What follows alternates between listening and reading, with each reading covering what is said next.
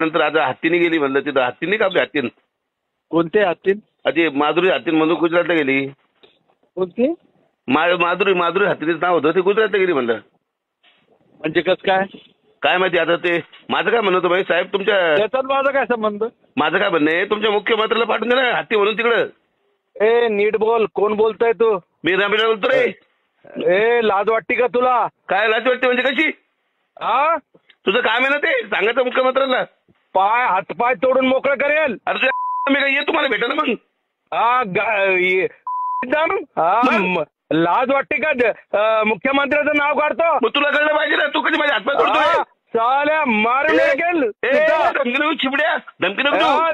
तुझ्या तुझ्या कुठे तू तू कुठे तू कुठे कुठे तू कुठे सांग मला. कोणाला बोलतोय रे तू? तू कुठे रे? तू कुठे रे? मुख्यमंत्री याद राख. अरे तू कुठे सांग. ए तुझ्या कानपट्ट्या फोडतो मी, सांग तू कुठे येतात?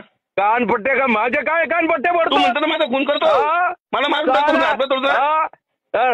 हातपाय जागेवर नाही ठेवणार. अरे तुला कुत्रा सगळं मारीन मी. मला मारायची हिंमत काय या महाराष्ट्रात कोणी? तर रमेश पाटील नावाच्या व्यक्तीनं संजय केनेकरांना हा फोन केला होता आणि या दोघांमधला